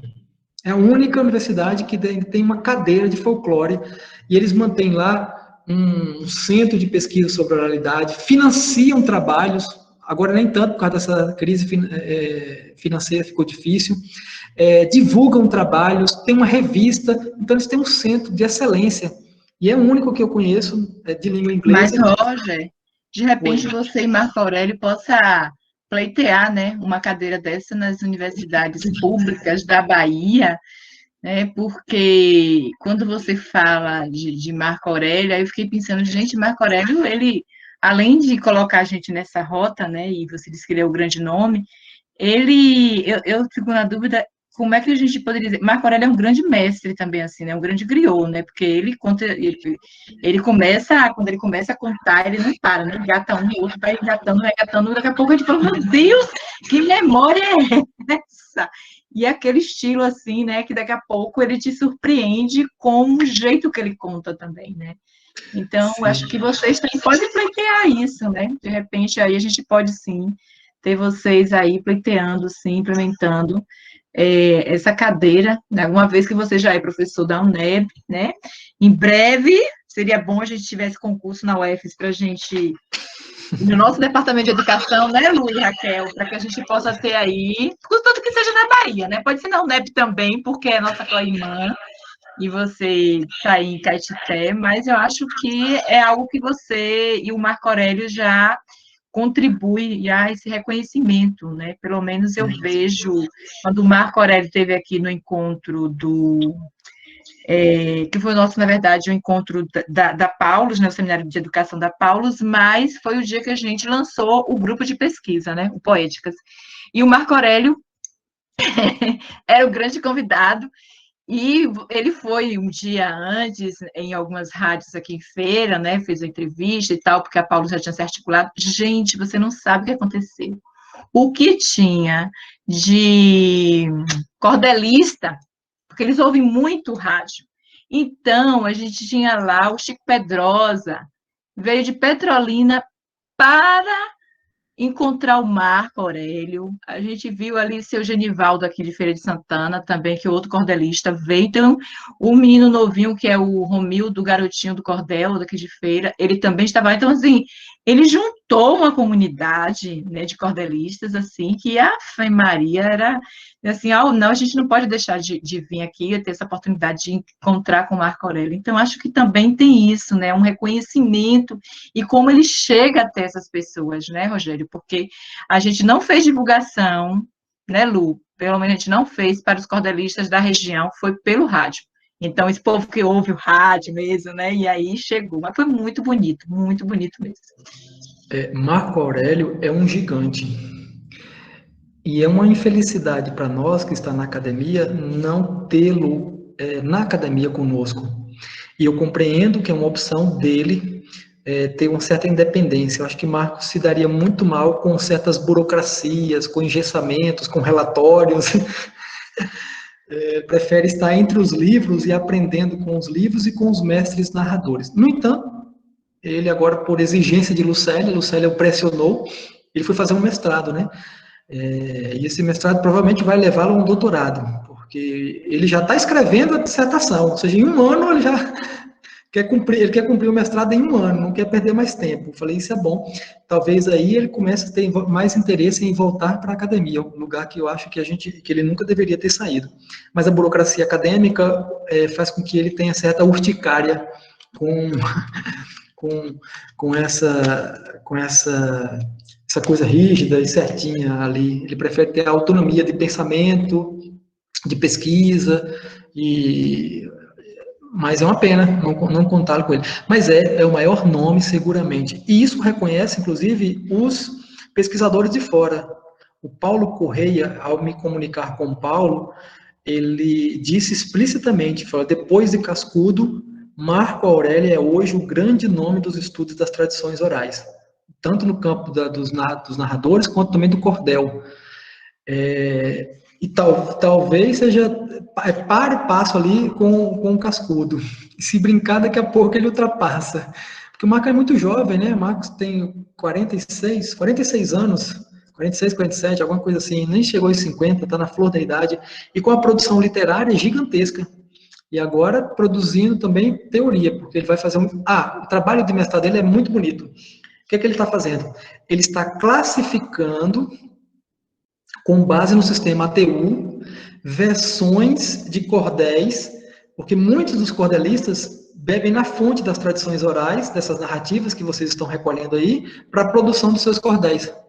E não existia até então uma classificação para essas histórias. E o Marcos tem uma mente... Marcos lê um cordel aqui uma vez, ele nunca mais esquece. É impressionante. Ele lê uma vez e nunca esquece. Eu posso ler a vida inteira, eu não vou lembrar. É uma infelicidade um negócio desse. Mas também é uma beleza gigantesca contar com ele como um amigo, pela generosidade que ele sempre demonstrou com todos nós. O Marcos também, além de tudo, é um incentivador de todos esses trabalhos. Você não imagina o quanto ele fica animado em saber, por exemplo, como a Lu se entusiasmou por isso, falou, você precisa conhecer uma colega que tem lá em Feira de Santana, que ela vai fazer um trabalho que eu acho que vai repercutir bastante. Falei, eu quero sim, por favor, me ponha em sintonia com essa moça. Falei, sim, vou. Aí com o Paulo Correia, ele fez a ligação, o contato com o Paulo, me apresentando, e depois disso nunca mais perdi o contato com o Paulo, com o Carlos Michaelis, com outros tantos. E é de uma generosidade imensa. Eu recolho um conto e imediatamente mando para ele. E aí, praticamente, ele escreve uma nota para mim já, do conto. Eu mandei um conto, por exemplo, que eu encontrei sobre Jesus e São Pedro, que estava no mundo, ele mandou um texto imenso. Esse conto aqui tem a primeira versão, é uma versão na mitologia grega, está também no livro de Ovídio, a Metamorfose. Na Idade Média, foi adaptada pelos Flaubert franceses. Aí vai fazer um percurso das origens, o primeiro registro que se sabe, até chegar, geralmente, a um cordelista. É o ponto final que ele dá. Puf!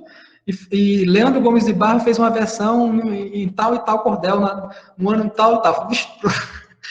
Pronto, já tem a nota do texto que eu recolhi. É impressionante a capacidade que ele tem. Mas eu estou dizendo uma coisa para vocês que é sério mesmo. Existe muito pouco interesse nas universidades em financiar, apoiar, ou mesmo dar visibilidade a esses trabalhos. Vocês estão abrindo uma picada dentro da universidade que cada vez mais é ameaçada.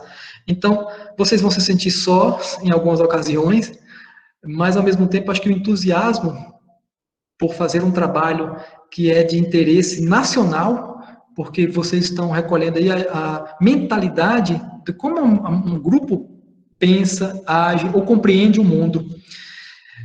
Os brasileiros, de fato, como dizia Machado de Assis, né, não é um brasileiro postiço, alimentado por uma influência alienígena da cultura de massa. Pelo menos esses ainda não foram vencidos por essa cultura de massa, totalmente, né? A cultura de massa chegou em todos os lugares, é invariável, nós não temos como escapar. Mas, de alguma maneira, esses narradores tradicionais ainda se mantêm distante um pouco das influências da cultura de massa, ainda preservam os traços da cultura tradicional, que é essa que nos interessa documentar, em suas fontes orais. Daí a importância de se compreender que a oralidade tem todo um traquejo, um modo de ser. O principal modo de ser é o modo que está à sua volta, as tradições que vão... Então, se mudam as tradições, esse tipo de narrativa está ameaçado. Por quê? Elas sobrevivem dentro de um ambiente propiciador. E esse ambiente propiciador, que é o do mundo da coletividade, onde as pessoas se reuniam para conversar, para trocar ideias, ou para ouvir uns aos outros, está perdendo espaço cada vez mais e mais em nosso mundo. Bem, gente, eu acho que mais ou menos isso. Então, existem essas duas formas de tradução. O ideal é que vocês façam as duas. Cada uma delas ela tem uma finalidade. A primeira delas, essa Ipsis Literi, tem finalidade de pesquisas de outras naturezas, de outras áreas, como a linguística, a sociolinguística. Os lexicólogos podem ter interesse nessas áreas também, e se vocês pretendem, eu acho que seria muito bacana, dar a ver a um público maior, que é um público leitor, aí sim vocês têm que fazer uma transcrição, limpando algumas coisas, mas sempre com muito respeito ao que os narradores ditam. Talvez, se alguma narrativa pode ser muito ofensiva à moralidade do nosso tempo, guarde-a. Deixe para uma discussão interna. Por exemplo, algumas narrativas falam de incesto, que é um tema muito delicado e de difícil trato.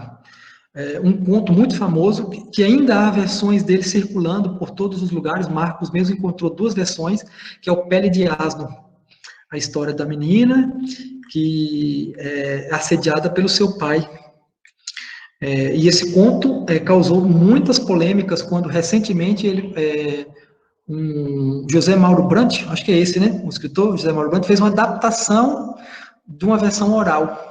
Ele ouviu a história dos narradores tradicional e fez uma adaptação, publicou em livro. Vocês devem conhecer a história, né? Ele fez a Triste Heredegalda. Ele fez uma recolha de um romance, na verdade, que tinha o mesmo tema, que era o tema do incesto. As histórias são praticamente as mesmas, só que uma é cantada e a outra não. Outra coisa interessante, nos meus trabalhos eu me concentrei na recolha dos contos populares, mas bem recentemente eu comecei a encontrar alguns narradores que também narram romances, que é outro gênero. O romance se caracteriza por ser uma narrativa cantada, em alguns trechos. Você tem trechos narrados e trechos cantados. E existe, inclusive, um trabalho de recolha feito pela professora Doralice Alcoforado aí na região. Ela fez um trabalho de recolha muito bonito, que é uma referência dos estudos em Portugal, esse trabalho de recolha dos romances tradicionais, curiosamente, eu não sei por que razão ao certo, mas é das narrativas tradicionais as mais difíceis de serem encontradas. Pelo menos aqui eu tenho dificuldade. Eu encontrei apenas uma narradora que me narrou 3 ou 4. Felizmente foram 4 romances completos, assim, começo, meio e fim, cheio de detalhes, muito bonito, e a melodia é encantadora. Um traço característico dessas narrativas do romance é a diferença de melodia. Cada narrador emprega uma melodia diferente, o que dá uma originalidade e uma individualidade na narrativa de cada um deles. Você nunca vai encontrar a mesma história com melodias semelhantes, sempre diferente, o que mostra a originalidade do povo, né? Disse que o povo é muito conservador, e mas o povo também é inventivo, e essa inventividade é que dá essa marca de diversidade de várias histórias que são narradas. Roger, onde a gente consegue encontrar a relação da classificação dos contos? Porque eu consegui comprar o catálogo, mas eu não consegui portador para trazer ele ainda, então eu estou cinta. E mesmo o catálogo que você conseguiu, Lu, é um catálogo que não traz todos os contos catalogados. Por quê? Porque ali é a catalogação dos contos de língua portuguesa. E esse conto mesmo que eu narrei aqui para vocês, que eu disse que tem origem lá na China, o primeiro, né? Por exemplo, ele não está lá catalogado no livro que você comprou. Você vai achar isso no site da internet. Eu vou te passar depois o site. Agora, tudo em língua inglesa. É um site que reúne o trabalho do professor Steve Thompson, que foi o responsável por criar, um dos responsáveis, que são 3, né, que criaram um sistema de catalogação, que não é apenas esse sistema, existem outros, mas é o mais usual e o que o Marcos, por exemplo, utiliza para a catalogação dos seus contos. Então, vou te passar depois o site, você vai ver a imensidade de coisa que é. Porque ele cataloga por tipo, por motivo, e aí é um emaranhado de letrinhas, números e referências, mas aos poucos a gente vai se familiarizando. Eu disse e repito, o Paulo teria o maior interesse em reunir esse trabalho que vocês estão recolhendo, a gente poderia enviar a ele e ele faria a catalogação, porque a precisão dele é impressionante. Ele já tem uma vivência, quase 40 anos de estudo, de pesquisa nessa área. Só de ver um conto, na primeira instante, ele já sabe classificar. Esse conto é o ATU tal, tal, tal. Eu não consigo me lembrar. Por exemplo, o conto que eu mais recolhi foi A Festa no Céu. Se vocês me perguntam aqui agora qual é a classificação da Festa no Céu, eu não sei, não me lembro. Mas só de ouvir falar, o Paulo já sabe. Eu acho que vale a pena a gente... Fala, Roger. E ele tem o maior interesse porque ele mantém também um banco de dados. Tudo que eu remeto a ele guarda numa pastinha lá, separada, para depois fazer estudos comparados. Podemos trazê-lo aqui em uma ocasião para conversar conosco. Eu acho que ele ficaria muito, mas muito contente em fazer parte dessa roda e saber que mais uma universidade na Bahia tem interesse em trabalhos das narrativas tradicionais. E eu tentei aqui, por minha universidade, trazê-lo como professor visitante, mas a universidade se negou, disse que estavam recursos, botou 1001 complicações. Eu falei, meu Deus do céu, que pena, né? Porque eu acho que o Paulo teria muito interesse em passar uma temporada conosco. Ele falou, por exemplo, que eu mandei os vídeos com as narrativas do seu Clóvis. Ele falou, eu preciso conhecer esse senhor. Eu preciso ouvir desse narrador. Eu falei, poxa, Paulo, se tivesse dinheiro, eu traria você hoje para cá. Vamos estreitar esses laços, Roger. Eu queria agora escutar as pessoas também, porque tem um monte de gente aqui que deve estar cheio de curiosidade, né? O Di já me escreveu aqui no celular perguntando, mas quando uma pessoa narra um negócio que você está vendo que ela está inventando, que é meio narradores de Javé, isso aí a gente vai registrar também? Aí eu já estou respondendo que se não é conto, a gente não vai fazer transcrição, só se for conto, mas quando é história de vida, mesmo cheia de invenção, que nesse Edgar fez ali com a gente, essas a gente não precisa, mas é para você saber que tem um monte de gente perguntando um monte de coisa, circulando aqui nos bastidores, eu queria que eles abrissem o microfone.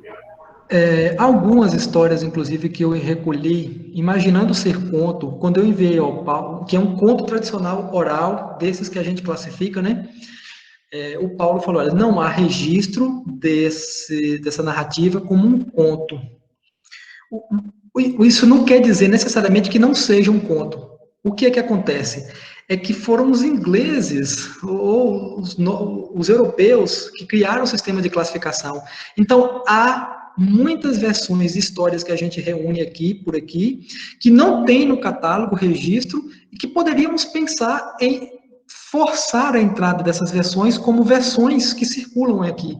Eu vou dar um exemplo de uma narrativa que eu falei, isso é um conto religioso, Paulo. Ele falou, não há um registro no catálogo internacional, não há um registro no catálogo internacional. Isso não quer dizer que não seja um conto. Um senhor muito religioso ia para a igreja todos os dias, ou todo domingo, depende das versões. E ao passar da sua casa para a igreja, ele tinha um toco no meio do caminho, ele resolveu colocar uma pedrinha dentro do toco para saber, depois de um ano, quantas vezes ele tinha ido à igreja. Certo dia, indo para a igreja, ele vê um cavalo do lado, refugando, batendo num poço, né, com sede. Ele falou, oh, meu Deus, olha só, coitadinho, o bichinho morrendo de sede, não tem quem dê água para ele. Ele chega perto do poço e percebe que não tem nem corda, nem um balde para pegar a água. Ele então vê uma casa bem longe e vai correndo até a casa, pede ao homem que vive na casa uma corda, um balde e volta correndo.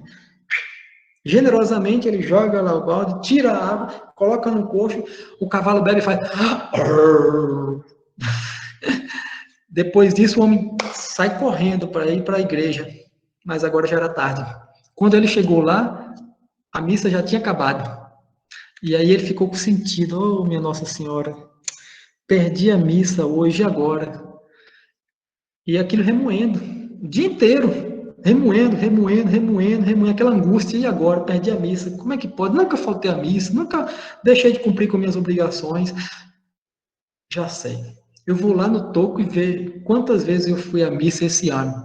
Ele corre para lá, chega lá, abre o toco ao meio, e surpresa, quando ele abre, só tinha uma única pedrinha. Aí o narrador olha para mim e fica, sabe por quê? Eu falei, não, por quê? Porque foi essa pedrinha é aquela que valeu a missa que ele faltou. Porque todas as outras, olha como isso é importante, ó. Esse é outro traço característico, que a explicação do narrador muitas vezes pode ser acrescentada à história. Muitos deles gostam de fazer essa explicação e a gente acrescenta lá. Todas as vezes que ele ia à igreja, ele estava lá, mas só de corpo, não de pensamento, ou não de coração. Mas quando ele faltou, ele estava de coração pensando na igreja, pensando no que tinha faltado. Aí eu mandei para o Paulo falou assim, não existe registro dessa versão, dessa história em nenhum lugar do mundo, mas todos os traços característicos é de um conto. Todos os traços característicos de um conto. Que é o quê? A fé despretensiosa, né? A fé despretensiosa, que é característico de todos os contos religiosos. E eu encontrei várias versões dessa mesma história aqui na região de Caetité, Serra do Ramalho, Bom Jesus da Lapa, Igaporã. Essa história circula muito aqui na região em várias versões. Seria a possibilidade de acrescentá-la ao catálogo com número, ou seja, não existe um número para essa história, porque não existe registro semelhante de história como essa em nenhum outro lugar do mundo. Uma outra história que eu ouvi aqui, imaginando ser um conto de animal, ele mandou para mim e falou, não é um conto, é uma história criada aí pelos narradores, não existe versão semelhante em nenhum lugar do mundo, não sendo um conto. Daí a dificuldade, você pensa que é um conto, não é. Um conto tradicional oral, né? Dessas que possam ser classificados. Está aberta a palavra. Outra coisinha que eu gostaria de acrescentar, Lu, que muitas vezes os narradores encerram um conto com uma máxima, com um verso. E a gente sempre acrescenta isso. Entrou no bico do pato, saiu no bico do pinto. O senhor, seu rei, mandou que contasse 5. Isso a gente também acrescenta no final da história. É muito importante essa quadrinha, que é como se fosse um fechamento da história. Aqui a gente chama de encantatória. Encantatória para abrir e fechar as histórias. Claudinha dita com as mãozinhas em pé. Eu não sei se é porque querem falar ainda ou se é da outra conversa. E se tem mais alguém. Pronto. Se tem mais alguém para perguntar. Prof, O senhor falou aí sobre essa explicação, né, que pode ser acrescentado. Seria na nota de rodapé? Não, nesse caso aí em particular, em que o narrador acrescenta uma explicação, a gente geralmente coloca no próprio conto, no final do conto. Entendeu? Nesse caso aí, o narrador disse, olha, por quê? Ele pergunta para quem está ouvindo, por quê? Só tinha aquela pedrinha. Aí ele vai lá e explica. A gente acrescenta isso como parte do conto.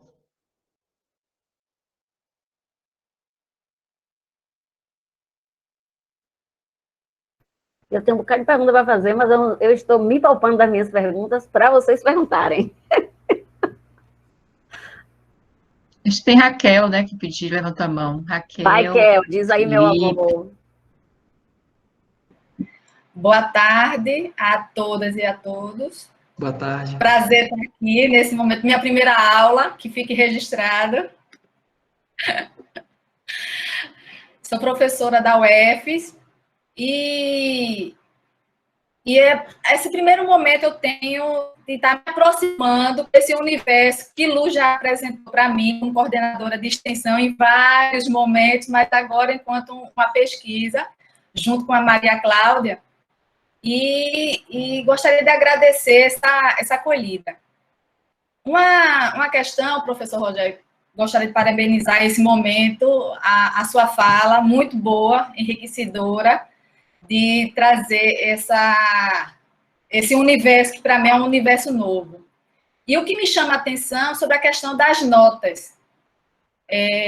Nesse momento, eu ainda estou muito preso aos textos tradicionais no campo da universidade, no campo acadêmico. Então, essa nota que você coloca, que você apresenta, ele tem aproximação, ou seja, maior ou menor grau, com as notas que a gente coloca em artigos, em capítulo de livro, de dar um esclarecimento melhor ao autor sobre aquele momento, aquela palavra, ou não, ou é outro contexto e eu que estou fazendo essa analogia de forma equivocada.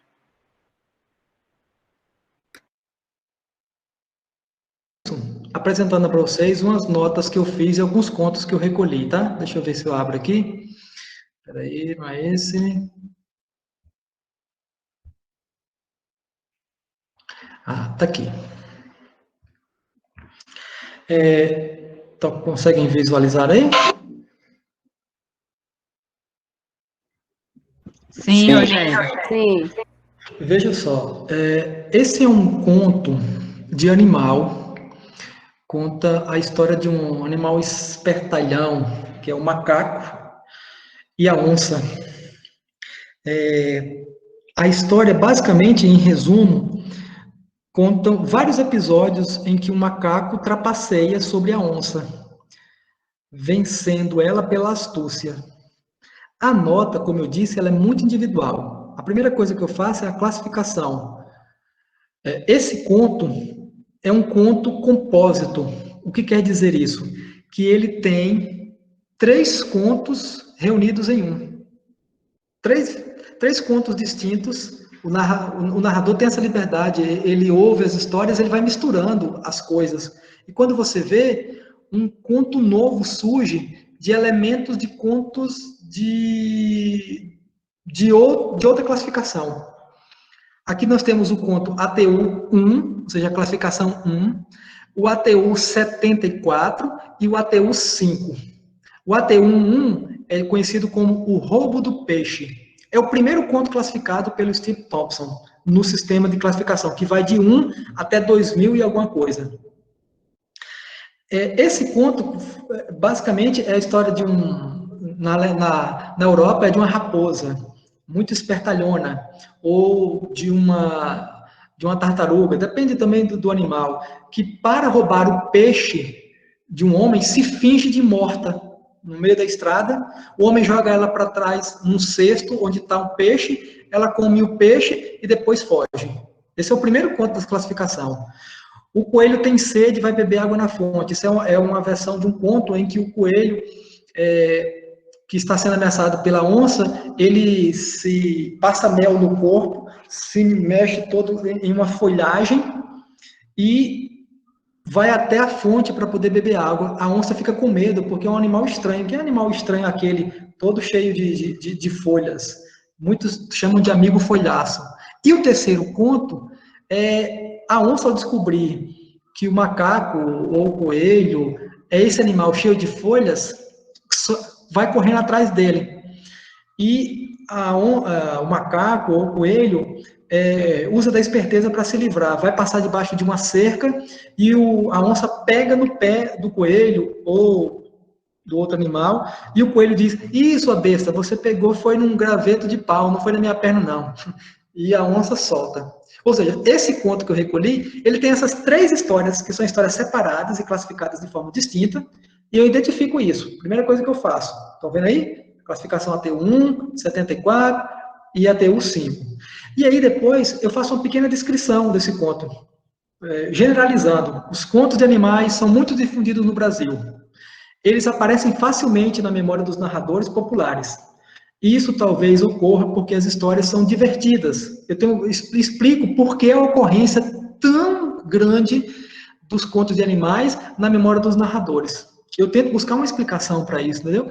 Eu acho que porque elas são divertidas, elas são lúdicas, e isso é encantador. De maneira tal que elas são, como eu digo aqui, porque os registros mostram, que são os tipos de contos mais comuns. Então, é uma espécie de informação a mais para o meu leitor que está interessado na leitura dos contos e também de buscar informações sobre esses contos.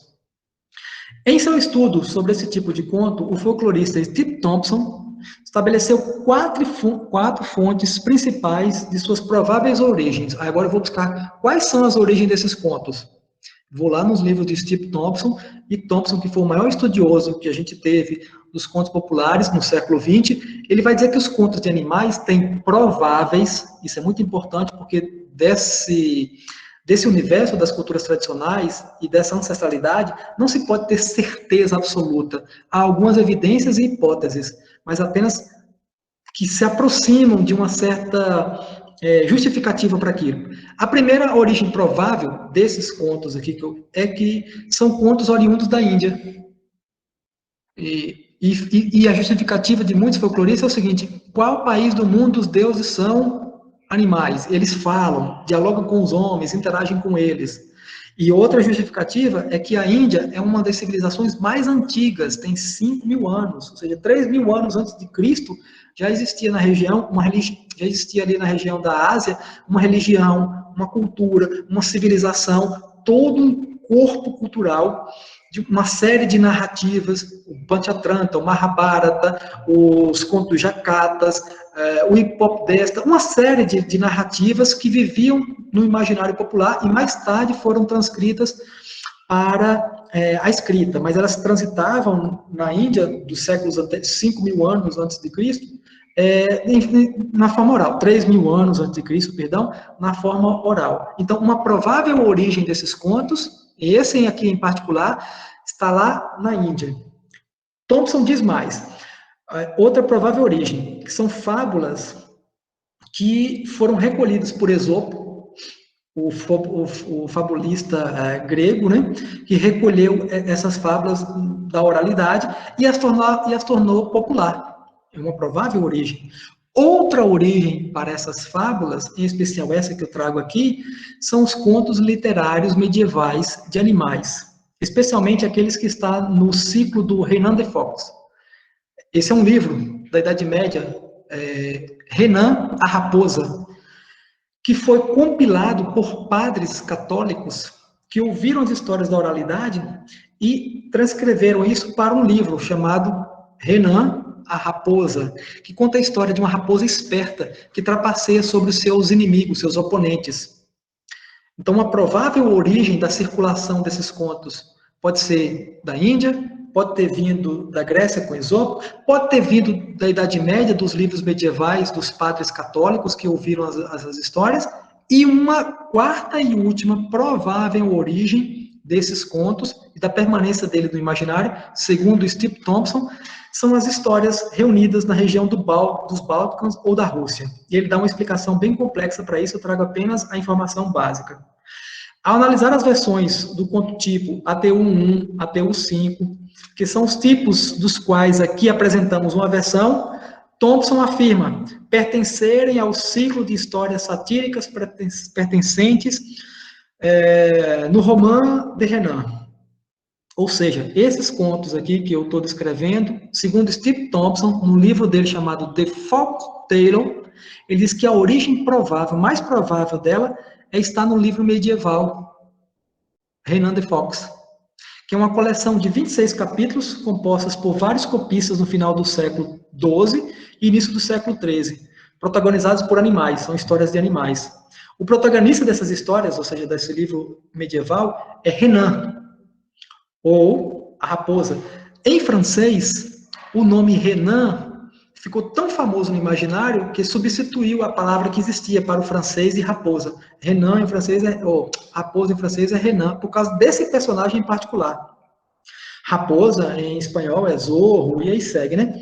Que vive a trapacear sobre os seus oponentes, todos eles animais mais fortes, porém tolos. Renan os vence, usando a arma típica de um trapaceiro, que viria a ser a astúcia. A principal vítima das trapaças de Renan, ao longo do ciclo desse livro, é o lobo Isegrin, mas ainda sobra para o urso, que é outro oponente forte. A obra é vista como uma paródia das histórias da literatura medieval, com histórias de amor cortês e canções de gestas, além de uma violenta sátira à política, à religião e aos costumes. Muito popular na Europa, as histórias de Renan, ou seja, da raposa, deixa eu ver se eu consigo baixar aqui, ultrapassaram as fronteiras e foram atingir paragens imprevisíveis, como o sertão nordestino na boca de um narrador do interior de onde eu recolhi. Esse é um exemplo de nota. Eu faço um percurso histórico dessa narrativa com base nos livros dos pesquisadores que estudaram sobre esse conto em particular. E existem livros inteiros sobre contos em particular. Aí você pode juntar uma informação daqui e outra acolá. Agora, outra coisa, as notas são bem pessoais. Não quer dizer que seja necessariamente assim. Você pode escrever uma nota muito mais simplificada, sem tantos dados, sem tantas informações, sem tantas referências.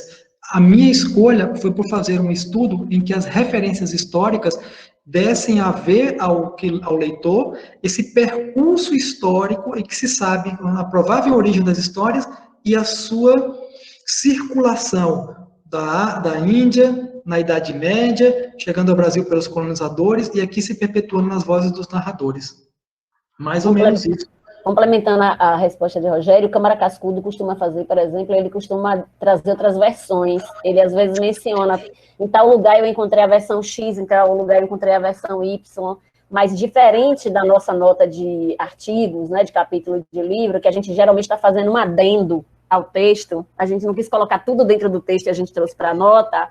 Nessa não, nessa fechei o conto. Agora eu quero falar sobre ele, historicamente, geograficamente, eu quero dizer de outras versões que eu encontrei, então elas complementam.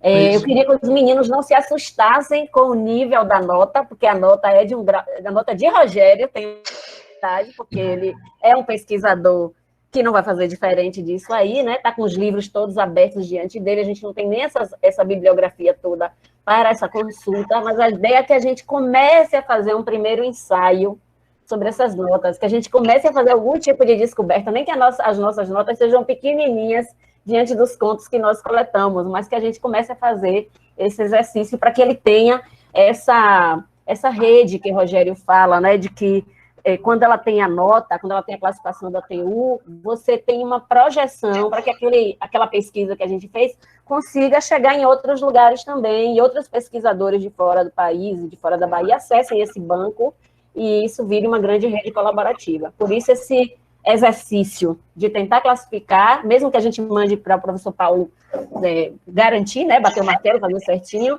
e da gente também tentar fazer, de alguma maneira, a nota. Deixa eu falar aqui sobre essa nota aqui em particular, que é uma nota bem pequena, de um conto muito comum, que também é um conto de animal, chamado Pulo do Gato, e que talvez seja oriundo daí a expressão, a máxima que cada um de nós utilizamos para dizer sobre a esperteza do gato, né? A história conta mais ou menos o seguinte: um gato estava sendo assediado por uma onça, e a onça, querendo ser esperta, pediu ao senhor gato, me mostre alguns segredos que o senhor tem sobre as suas artimanhas. O gato, muito astucioso, ensina a onça vários segredos de pulos. Tum, tum, tum. Certo. A onça agradece e vai embora. De repente, a onça dá a volta e vai atacar o gato. E pula em cima do gato. Quando pula em cima do gato, o gato dá um pulo que não tinha ensinado a onça. Dá um pulo para trás, um mortal para trás. A onça, assustada, diz: ô, senhor gato, esse pulo o senhor não me ensinou. O gato diz para ela: você é besta? Se eu te ensinasse todos os truques que eu sei, agora você teria me comido. Esse é um conto muito comum, vocês vão encontrar por aí. Anota, eu escrevo. Os familiarizados com a recolha de Silvio Romero reconhecerão de imediato a semelhança da versão que apresento aqui com a do polígrafo sergipano. A Onça e o Gato, que está lá no livro de Silvio Romero. É o conto 77 da recolha dele. Luiz da Câmara Cascudo reproduziu, em seus contos tradicionais do Brasil, uma versão anotada por João da Silva Campos. O título do conto é O Gato e a Raposa, que lembra a raposa e o gato. Versão recolhida no século XIX pelos irmãos Grimm. Ou seja, eu trago aqui referências desse conto em outros narradores. Começo por Silvio Romero, Cascudo, João da Silva Campos e, por fim, finalizo com os irmãos Grimm. No campo das letras, essa fábula foi incorporada a ideias filosóficas que distinguem dois tipos de personalidades presentes na história ocidental. Isso aqui depois eu vou tirar porque eu acho que ficou em excesso, mas basicamente é isso. Pode-se fazer com os contos uma comparação das versões que você encontrou com versões de outros autores. Para isso, vocês precisam apenas estarem familiarizados com as versões dos outros. Câmara Cascudo, Silvio Romero e os irmãos Grimm. Bem, as notas, como eu disse, são um exercício ensaístico de cada pesquisador. Você pode fazer das notas o que você bem entender. A ideia original, a ideia é que você seja uma espécie de nota esclarecedora de vários aspectos do conto. Por exemplo, eu não coloquei ali, mas eu poderia ter colocado no conto do macaco e a onça, uma informação que é valiosíssima. Que nas narrativas europeias, o animal fraco que circula por lá, geralmente a garça, é um animal típico da região, né? Mas nós aqui, por influência banto, o animal fraco que trapaceia sobre o animal forte é o coelho. E nas narrativas banto, é o coelho que é o animal que vence a onça, a raposa e todos os animais fortes. Então, a influência africana sobre as nossas tradições que geraram as versões dos contos religiosos. Eu não coloquei essa informação, mas poderia ter colocado.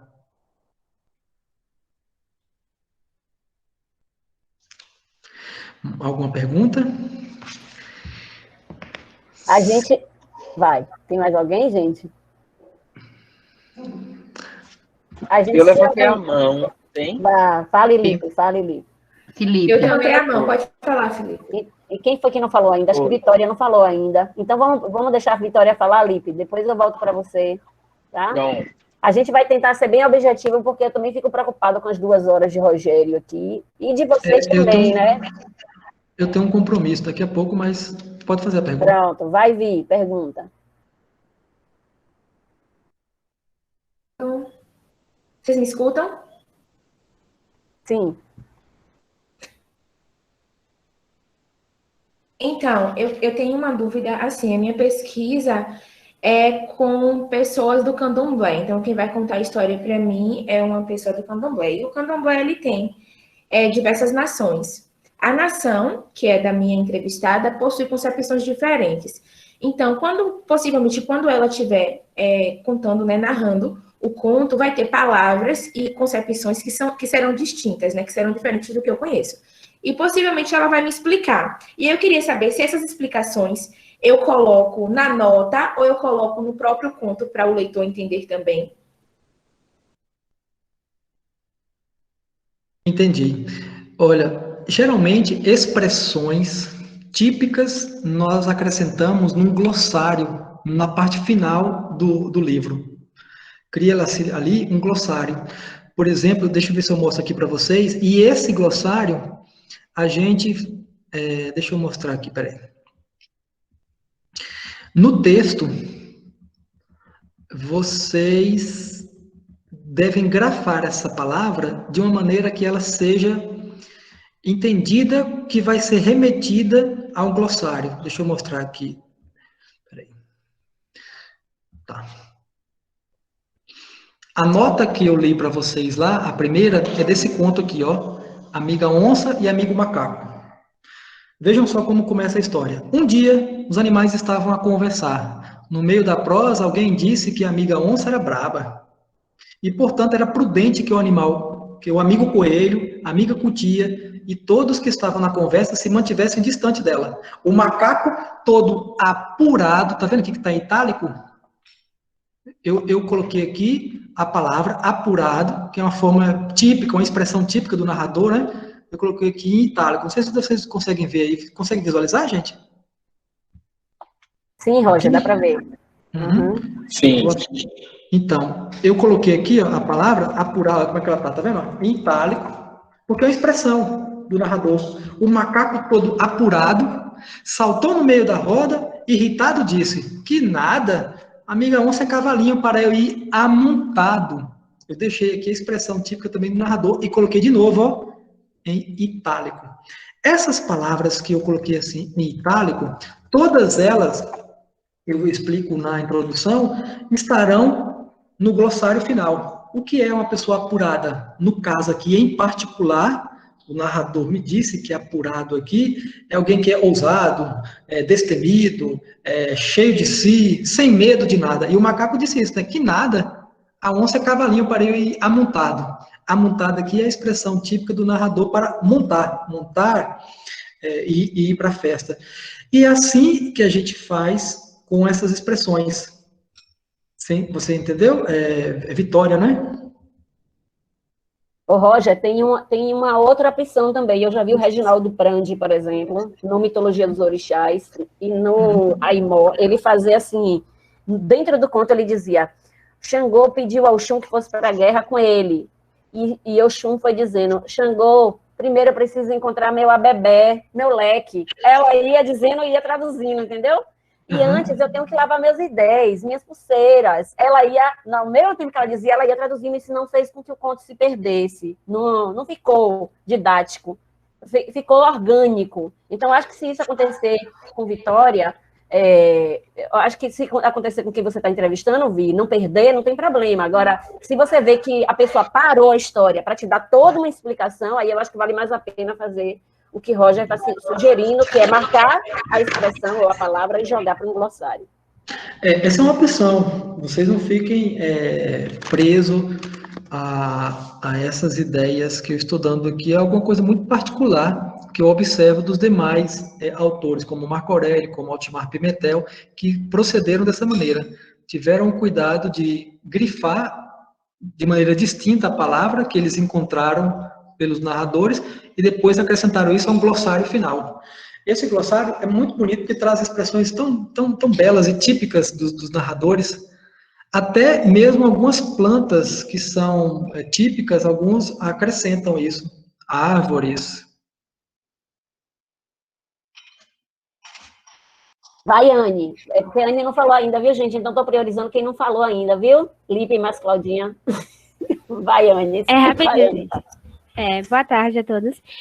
Rogério, assim como vi, minha pesquisa vai se dar nas comunidades quilombolas. Então, assim como ela, também acredito que vão surgir muitas expressões, né? E eu queria saber, no processo não só de transcrição, mas no processo enquanto ouvinte, se você considera melhor a gente fazer a interrupção na hora que ele falar a expressão, ou esperar que a narração termine para a gente trazer essas questões, porque eu tenho receio de como a gente vai fazer isso online, né, que é um processo totalmente diferente, porque pessoalmente você vai lá, pode interromper, enfim, rapidinho, mas no online tem toda a questão, né, do som e tudo mais, e eu tenho medo de interromper, de perder o fio da meada da história, então é melhor eu esperar o final, ou anotar as expressões e perguntar no final ou no meio da história? Anote e pergunte no final. Nunca interrompa o narrador. Eu já tive essa experiência de interromper o narrador e eu estava sentindo que a história ia render. Eles ficam um pouco desgostosos e também o fio condutor do sentido da história acaba se perdendo. Lembrem-se, muitas dessas histórias, eles não contam há muito tempo. Eles estão fazendo um esforço imenso para rememorar e doar isso a vocês. Então, deixe que eles narrem e ao término, se você percebeu, se anota ali, ao término você pergunta, o senhor falou tal palavra assim, o que significa? Aí ele vai explicar. Tá certo, obrigada. Lipe vai fazer a última professor... pergunta, gente, e a gente vai fechar, tá? Pronto. Vai, Lipe. A minha pergunta vai ser bem objetiva. Tá me escutando? Sim. Tá. Lá no projeto Cheganças, da escritora e da contadora Kewa Poema, a gente viu, tá disponível no YouTube, a gente viu muitos mestres, muitos contadores contando as histórias em forma de música, né? Em versão, em forma de cantiga. Eu queria perguntar para o senhor se, quando ele conta em uma forma musical, musicalizada, se existe, na hora de transcrever, se existe algum método diferente. Geralmente, essas histórias cantadas, elas não são contos, elas são os romances, tá? E a diferença maior é que essas histórias são rimadas e metrificadas. E aí você tem que observar essa rima e essa métrica, tomando cuidado em preservar as palavras tal como diz o narrador, porque se você for corrigir muitas vezes algumas palavras gramaticalmente, não cabe na métrica, e não dá rima. É só você observar isso, o respeito à métrica e à rima, que é um respeito que se dá também às formas que o narrador narra. Porque se você for corrigir muitas vezes, como eu estou dizendo, não dá métrica e não dá rima. Eu tinha um exemplo disso aqui, não sei onde está no livro, depois eu posso mandar para a Lu, eu acho que foi a Doralice, não, foi a Doralice? Não, foi a Dona Ruth, eu acho, que falou, que preservou essa maneira dos narradores para poder construir, para fazer a transcrição mais adequada das narrativas cantadas. Obrigado. Ok. Gente, então... Não existe, pelo menos desconheço, um trabalho de um livro que associe nessas recolhas de narrativas cantadas um trabalho também de um músico com a partitura, sabe? Sobre o ritmo musical. Infelizmente não existe, o que é uma pena, porque ao transcrever você não sabe essa particularidade da sonoridade dos narradores. Claro que vocês vão gravar, vocês vão ter isso disponíveis, né?